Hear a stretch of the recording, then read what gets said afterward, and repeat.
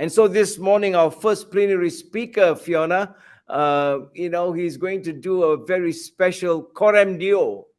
And Corem Deo means in the face of God, Fiona. And that is where the hidden manna in the Holy of Holies was kept in this golden pot.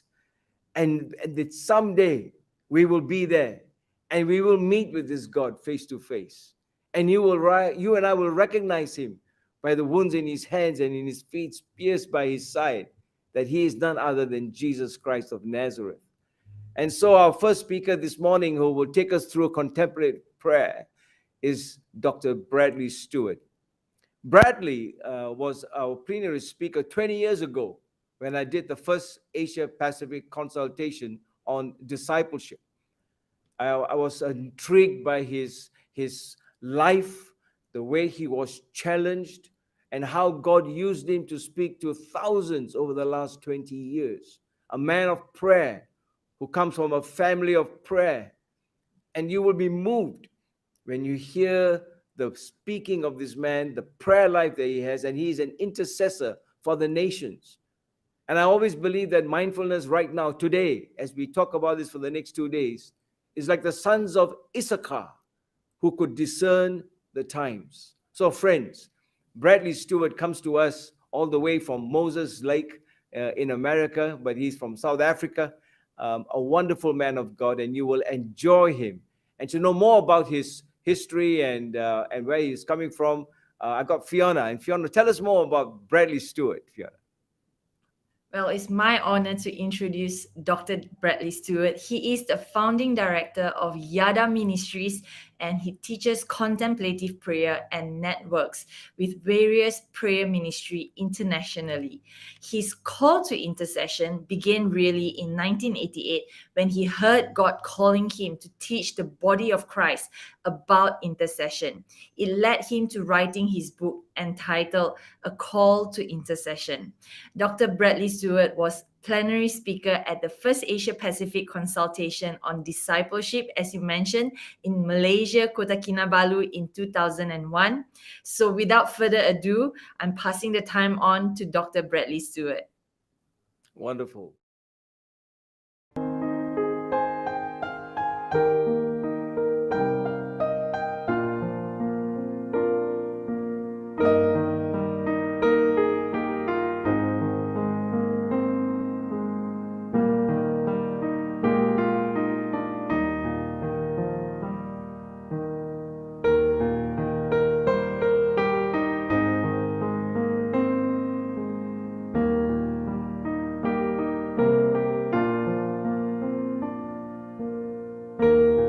Hebrews chapter 13 and verse 5. He hath said.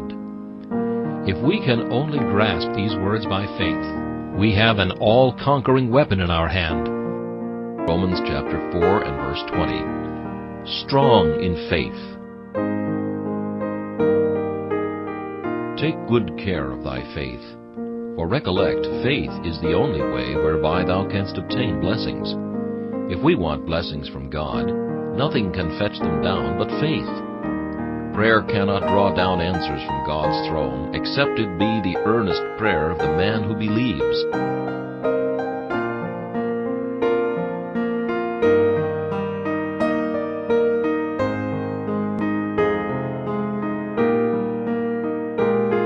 And this may teach us the extreme value of searching the Scriptures.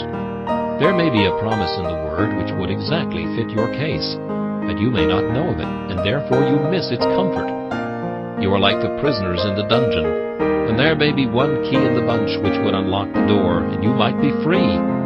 But if you will not look for it, you may remain a prisoner still. Hi, greetings from Moses Lake, Washington. It's so wonderful to be a part of this mindfulness consultation, and it is my great joy tonight to be able to share with you on contemplative prayer. Very often people would say, what does it really mean to be involved in contemplative prayer? And as I looked up, I saw that it means to look thoroughly at something and to think about it, to meditate on it, and to pay close attention to what you are observing and learning and seeing. With contemplative prayer, it really means that you are waiting. You're not just beginning to pray, but you're waiting first. Then you are listening. And as you listen, you want to hear what God wants to speak to you. Once God has spoken to you, you then begin to meditate on what he is saying. And the longer you meditate on it, the more you are able to come to a place where you can positively respond to what he has said to you. And so that is what it really means. You're not just coming and praying, but you taking time and you thinking about what you're going to be praying. With regular prayer, people may say, well, how does contemplative prayer differ from regular prayer? In regular prayer, what you do is you come and you talk and you bring your whole long list of prayers to God. And as soon as you've read off your list of what you want, what you desire, you move on. And you don't really wait for his response. You have made your needs known, and then you simply leave it up to God to do the rest. But that is not what you do in contemplative prayer. In contemplative prayer, you're waiting and meditating. And meditation is a very important thing. If you look, when God was instructing Joshua, in Joshua, the very first chapter, God was laying the foundation. And God told Joshua that he was to meditate on the book of the law so that he could observe to do according to all that is written in it. And so in contemplative prayer, what we are doing is we are coming and we are wanting to get so one with God and his word that we can then meditate and think upon what he has said to us by waiting, by listening, by meditating and responding to his word. Because it is very easy for us to know the word of God and even at times to pray the word of God, but not to really pay enough attention to what he may have said to us as we were in his word. And that is why in James chapter 1, verse 22, James gives us a warning. And he says, be doers of the word and not just hearers who deceive yourselves. And so it is very, very important that we wait and we listen and we contemplate through meditation. What has God said to us about what we are praying about? How do we need to respond to him? And how is he responding to the requests that we have made known to him.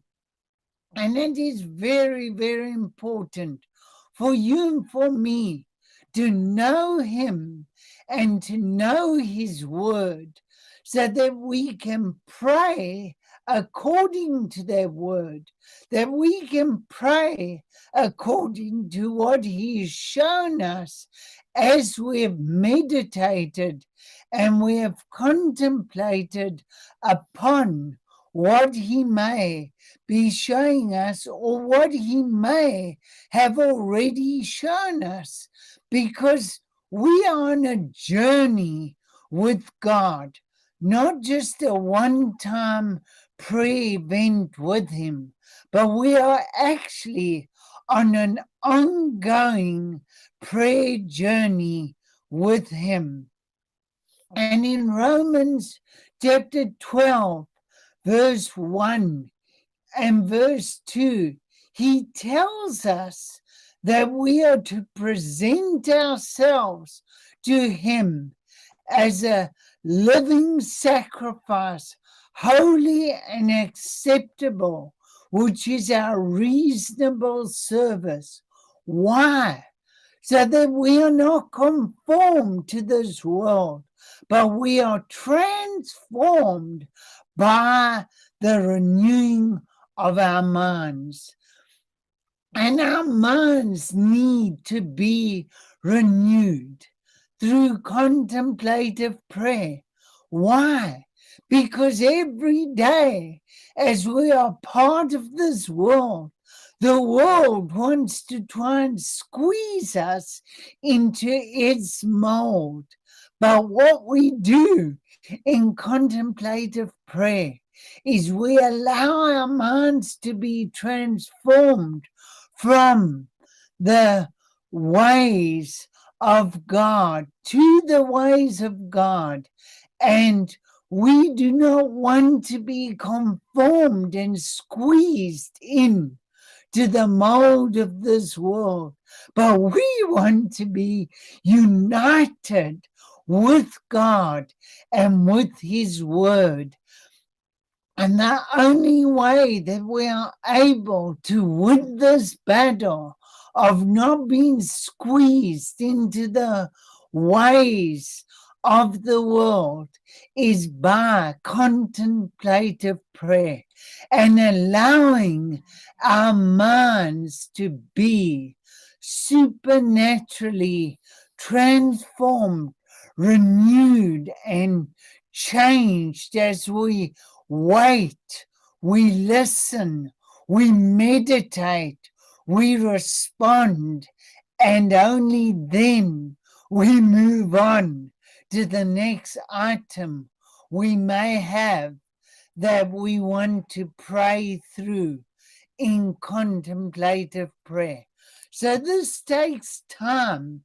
It's not just instant and quick, but it takes time waiting in God's presence. And for myself, I struggled with cerebral palsy, and the whole issue of healing was a big thing for me to have to wait on God in prayer. And as I contemplated, what does God say about healing? What does he want to talk to me about healing? I had to trust him through my prayer that he would heal my cerebral palsy, that he would show himself as a great and a mighty healer. And it was a struggle for me, because at the time that I radically committed myself to him, there were a lot of people who came to me and said, Dr. Bradley, you've not been healed of cerebral palsy because there's sin in your life. And I knew I wasn't perfect. I knew I was starting the journey, but I was asking him continually to deal with the sin in my life. And then others came to me and they said, Well, you're not healed yet because you don't have enough faith. And I knew my faith was growing, but I did have faith that God could and he would heal me of cerebral palsy as I waited upon him. So it required me to contemplate and wait and say, God, what are you saying? This is what people are saying, but what are you wanting to say to me?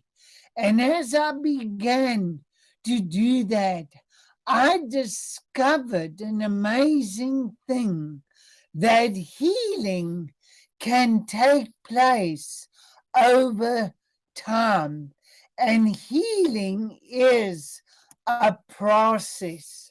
So as I ask God in my time of contemplative prayer, will you show me what you want me to know about prayer? He took me to Mark chapter 16, verse 18. And it says at the end of that verse, you will lay hands on the sick and they will recover. Recovery is a process. It's not an instantaneous thing that takes place. And another translation says, you will lay hands on the sick and they will be healed. It doesn't say you lay hands on the sick and an instantaneous miracle will happen. And as I contemplated healing and what God may want to say to me about it, he then took me to 1 Corinthians chapter 12, verse 9 and verse 10. And it says there that to one is given the gifts of healing, and to another the working of miracles. And so I discovered through that there's a difference between a healing and a miracle.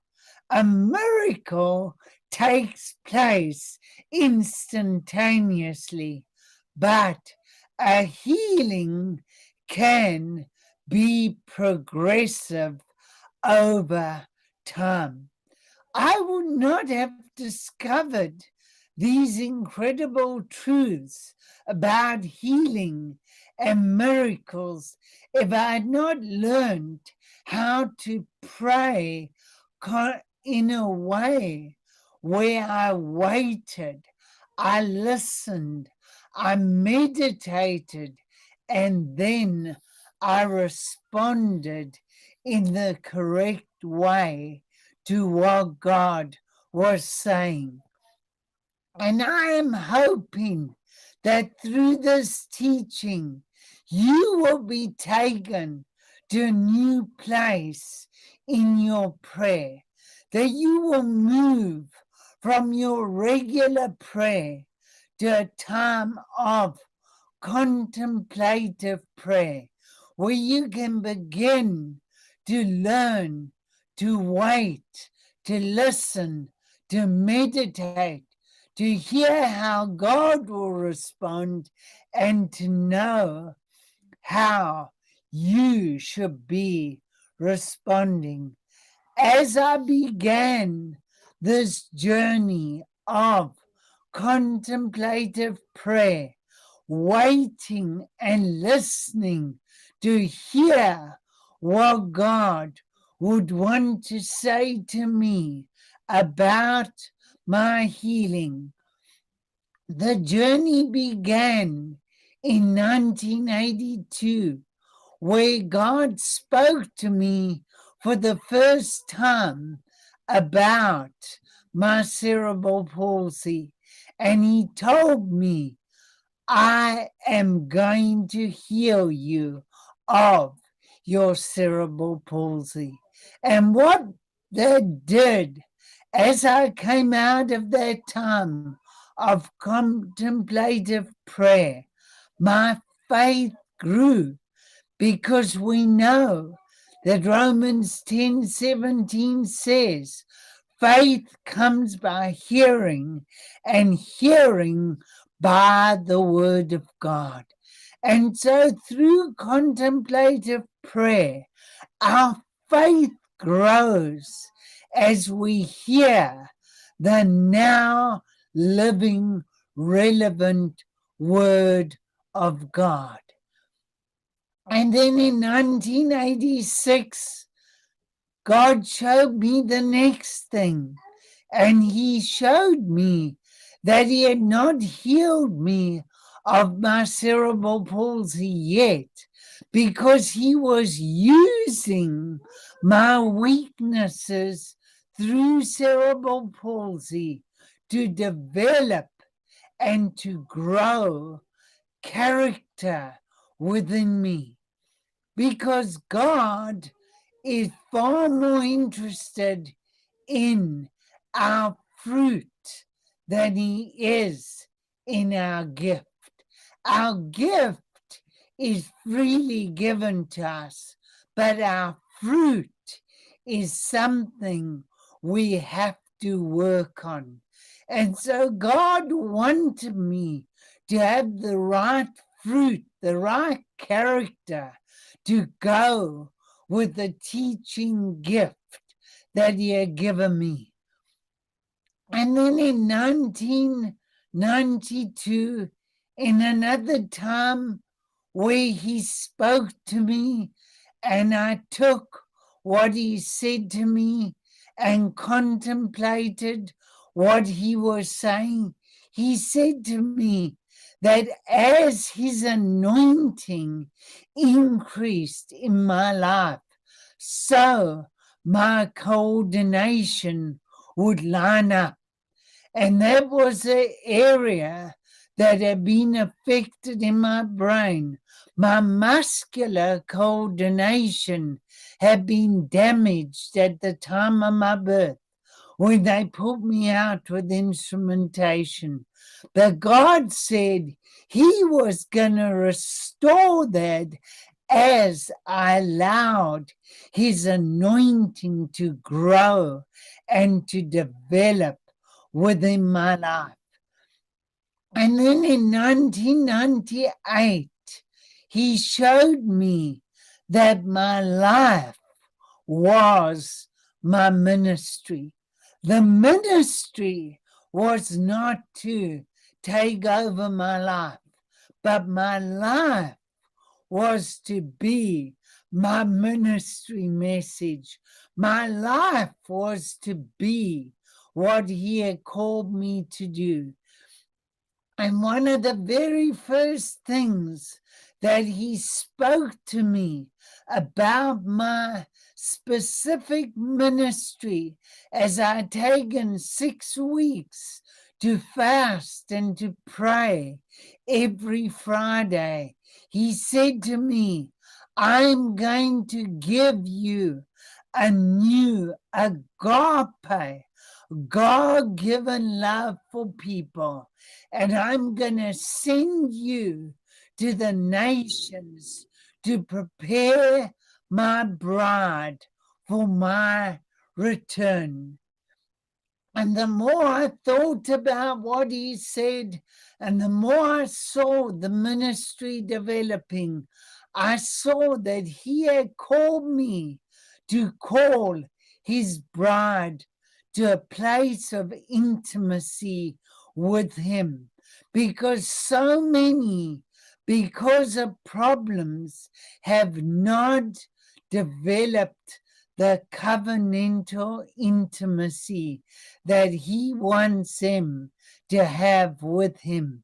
And my ministry and my joy is to help people through contemplative prayer to restore themselves to a place of incredibly deep, intimate place of contemplative prayer, where they can learn to wait So many of us on a microwave mentality. If it doesn't happen in a few seconds, we tap our feet. But brothers and sisters, I want to tell you, God wants us to learn to wait and to contemplate what he has said to us. He wants us to learn to listen. So often we don't listen as clearly as we should because of busyness, because of haste, because of needs, because of so many factors. We do not take the time that we need to listen. Then we need to meditate. So often today, believers say to me, but can we meditate as believers? Is a meditation something that is new agey and occultic? No. The difference between biblical meditation and occultic meditation is in biblical meditation and contemplative prayer, you fill your mind with something positive and you keep your mind focused on that. You allow your mind to be renewed and to be transformed and changed by what you're hearing. However, in occultic meditation, you empty your mind and you let the enemy fill it with whatever he wants to fill it with. And then we need to learn to respond. Be doers of his word, as James says. As James said, it's no good going and looking at yourself in the mirror, contemplating what you see, and then leaving and doing nothing about it. But the exciting thing about contemplative prayer is that it leads to action. It leads to change of your mind, which then changes your heart, which then changes your attitude, which then affects your responses to God and to those around you. So I want to encourage you as you take your time to go through this conference on mindfulness, to start your mindfulness in contemplative prayer, waiting on God, listening to what he would have to say to you, meditating on what he has said to you, and learning to respond and to hear what his response is. God answers every prayer we pray, but he either answers yes, green light, no, red light, or not now, yellow light. So God wants to answer every one of your prayers. And so as we start this time, I want to encourage you from today, will you begin to allow God to take you from your regular prayer, just reading off your shopping list of wants, needs, desires, into coming into a place of contemplative prayer where you wait, you listen, you meditate, and you respond as well as you allowing God to respond. What a challenge we have in a world that is wanting to squeeze us in to their mold and affect our minds. We have the weapons of God, which are not carnal, but mighty through him to the pulling down of strongholds. And where are those strongholds? They are in our minds. And it is only through effective, powerful, ongoing contemplative prayer that we can have the victory and begin to see those strongholds removed and broken down and destroyed by the power of his Holy Spirit. God bless you. I look forward to being with you tomorrow and sharing part 2. But this is part 1. Get ready for an incredible time as you allow God to come and transform and renew your mind, starting with contemplative prayer. God bless you.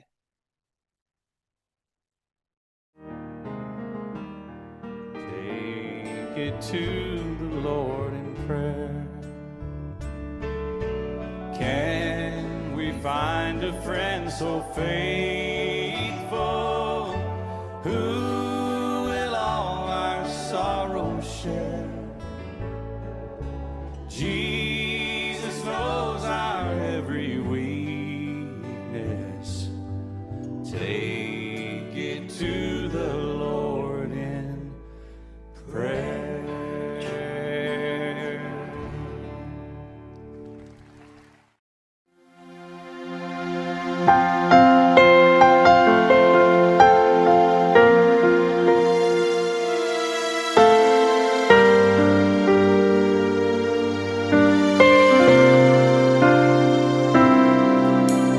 Thank you for the cross, the mighty cross, that God himself should die for such as us. And every day we're changed into your image more and more. Yes, by the cross we've truly been transformed. And we're so amazed, and we give you praise that you would save us at such a cost. And we're so amazed, and we give you praise for the power of the cross. And we're so amazed, and we give you praise that you would save us at such a cost. And we're so amazed, and we give you praise for the power of the cross. For the power of the cross. For the power of the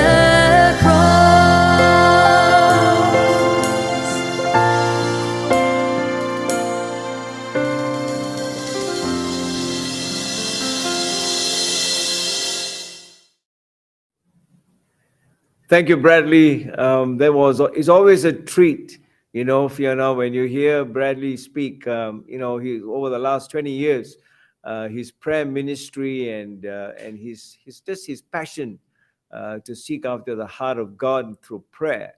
And so we are just delighted. But you know, it's a wonderful journey with him, and we wish him well. Tomorrow, don't forget everyone, same time, I think it's about 10. What time will we have tomorrow with him? 10 o'clock, right, Fiona?